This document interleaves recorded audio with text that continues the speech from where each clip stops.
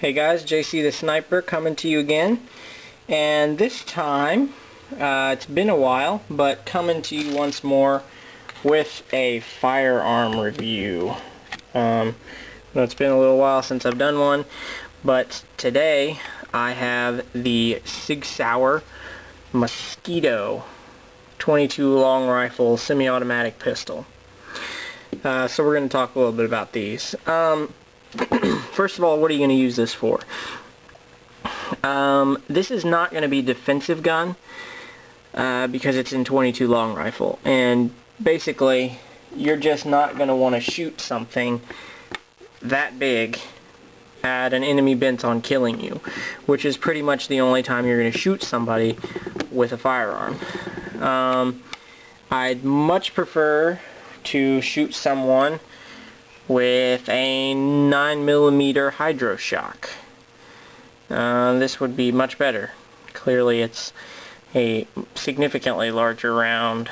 You can stick this 22 inside the hydro shock. So not good for a self-defense cartridge. So what are we going to use it for then? Well, it's great because it's inexpensive. So this is a great target pistol, plinking pistol, having fun pistol. The other thing that's excellent about this, in my opinion, is for training. This is a scale, 90% scale size of the P226. And other than the addition of an ambidextrous safety, this is pretty much identical to the P226.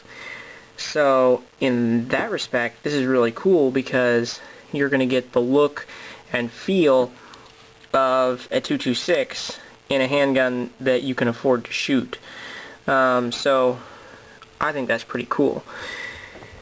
So if you want to train with your SIG, but you don't want to blow all that expensive ammunition, this might be something that you'd look into. The other thing is for training younger people to shoot. Kids who don't, you wouldn't want to necessarily throw a 9mm at.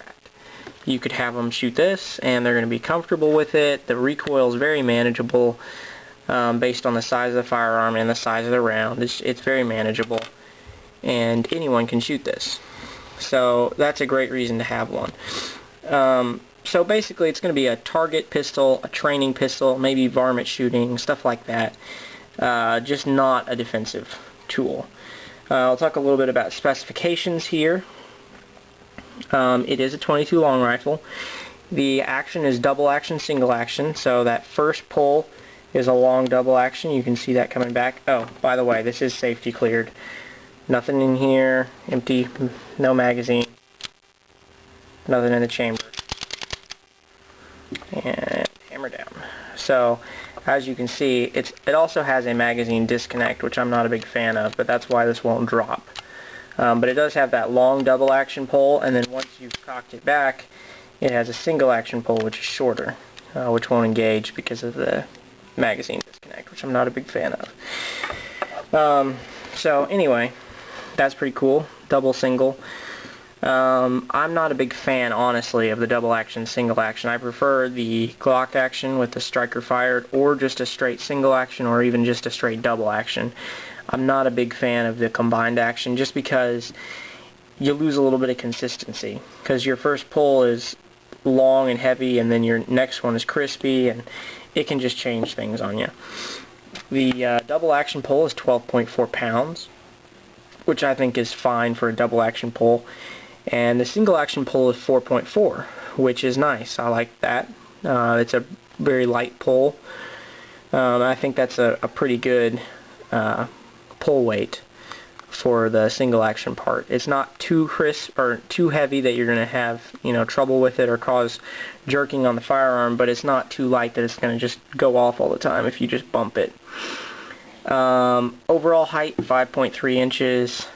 Overall width 1.5, and that thickest point is going to be here at the back by the by the latch, the slide release, and the ambidextrous safety and the grips and everything that makes this back end kind of chunky. So but that's not too bad. It does have an adjustable rear sight, which I like. I think that's pretty handy. Barrel length is 3.9 inches, which is fine for a 22. It's not bad. And a 5.5 inch sight radius, which is really good for a 22 pistol. Weight overall, 24.6 ounces, and comes with steel magazines which hold 10 rounds. The lower frame is polymer, and the slide is steel, obviously. And this is the standard, just the straight up standard Mosquito with the no frills, and it comes with this black matte, almost like Parkerized slide, and then the blued steel barrel, and that's about it, and the accessory rail. They do make a version of this with a threaded barrel, which is fancy because you can put a silencer on that, and I like that. That'd be cool for some of you who may already have silencers. So anyway, ergonomically speaking, this gun's great. It feels really nice in hand. It fits nicely. It has a more 1911 grip style, just like, you know, it's a Sig, and it just feels very nice. It fills your hand nicely, but it's not too bulky. So I think it feels, and it just fits great in hand, I think. And of course, for me, my hands are to the small, medium size. I don't have very big hands, and this fits in my hand fine. So really, this is plenty of size for me. It's pretty close to the size of my Glock, which has also been safety checked. You can see there's no round, nothing in here, trigger back. So you can see here, little bit taller than the Glock 19. About the, well, a little bit wider in the back, but other than that, it's about the same width, and pretty close to the same length. So very similar in size, and it grips it feels about the same size in the grip. The grip on the Glock's actually a little bit thicker than the grip on the Sig, but the Sig has a more rounded grip. You can see there, that's more rectangular, whereas this is a more rounded grip. But it fits the hand very nicely, and I like that. Has the beaver tail thing going on here to protect your hand from the slide coming back, so your hand doesn't ride up too far, and also from the hammer coming down, because that hammer comes down, you know, as the slide goes back, and this keeps your hand out of the way. So that's pretty nice. The magazine release button does stick out kind of far on this, and I could see that accidentally getting depressed. However, it is good because you can release your magazine nice and quickly and easily. So, you know, and the spring pressure is pretty good. So I don't know if that's a worry. I've not accidentally released it. I think it's fine because it's not in the way as I'm gripping the pistol. So I don't have a problem with that. They do give you a flattened and jimped little finger hook up here, flattened out so you can hook your finger as you shoot it, which is how I shoot. I know a lot of people don't shoot that way, but I hook my forefinger up here when I shoot, so for me I like that, and I'm glad they keep it there, at least as an option. Has the standard accessory rail, so that'll accept, you know, standard things. It's not a special specific rail like some of them are. It's got the, this is one thing that I don't like about SIGs in general, and this is just a knock on SIGs, is this right here. You've got slide release, decocking lever, and then your takedown lever. Bam, bam, bam, all right in a row, all right here by your thumb. So in the dark or under stress, which one are you feeling? I could see that becoming a problem. And that's just a problem with SIGs. For a 22 that you're just going to use, you know, not defensively but plinking, this is great. But for defensive purpose with a SIG, you know, you've got your slide release here, then you've got your decocking lever, and for the 22 these all work great. And that decocker is great. It's wide enough and large enough that I can get it easily. Probably better than the one on the Glock, which is real tiny. As you can can see there. Very, very small. And a little bit tricky to activate. The one on the Sig sticks out some. You can see there how it sticks out, and it's like a more of a button almost, like a little tab. And I can reach up and catch that very easily. And of course with a 22 spring, very easy to depress. So I like that button itself. I think that's well designed. Decocking lever, a little bit more difficult to use, but still, works fine, and I like it. I like the fact that I'll appreciate that they give us a decocking lever, because once you've cocked your pistol and gotten it like this, it's a little bit nicer than pulling the trigger and lowering the hammer to just have a decock and go ahead and do it. For a 22, it's fine. For a defensive firearm, I'd probably take it off. Personally, I wouldn't have it, just because I can lower the hammer with the trigger, and then I don't have the extra lever to throw me off under stress.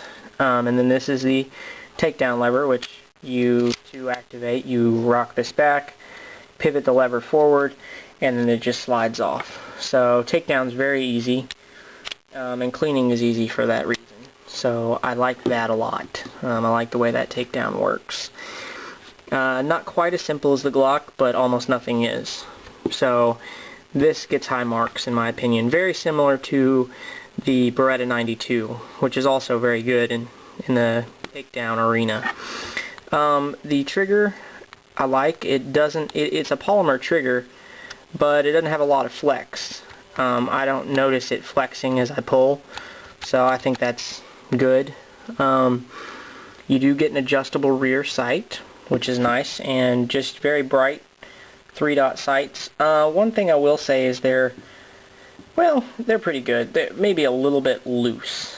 They could have possibly made this a little bit, this front sight post maybe a little bit larger, this gap a little bit smaller, to make it aim better. As you can see, there's a lot of wiggle room there. So I don't know, your mileage may vary. I would prefer it if they made that a little bit tighter.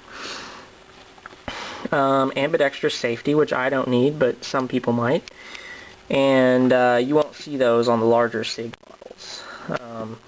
But for a 22 training pistol, I think that's fine, because I'm gonna probably have, if I'm teaching a kid to use this, I'm gonna say, alright dude, safety on.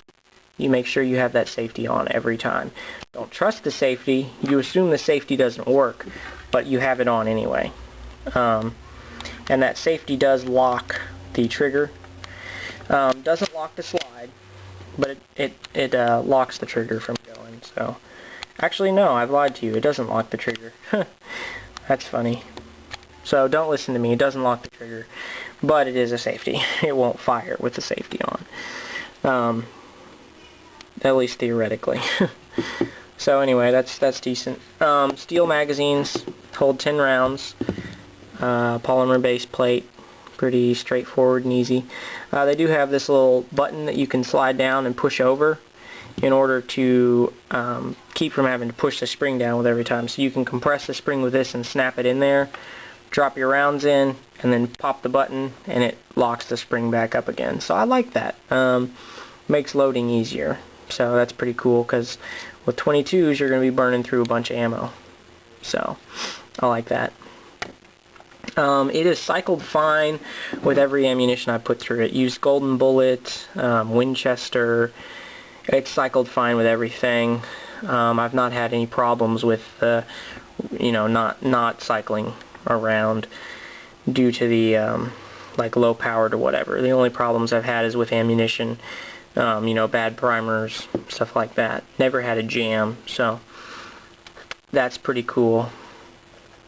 We're going to have to go to part 2 here, because I'm coming up on my limit again.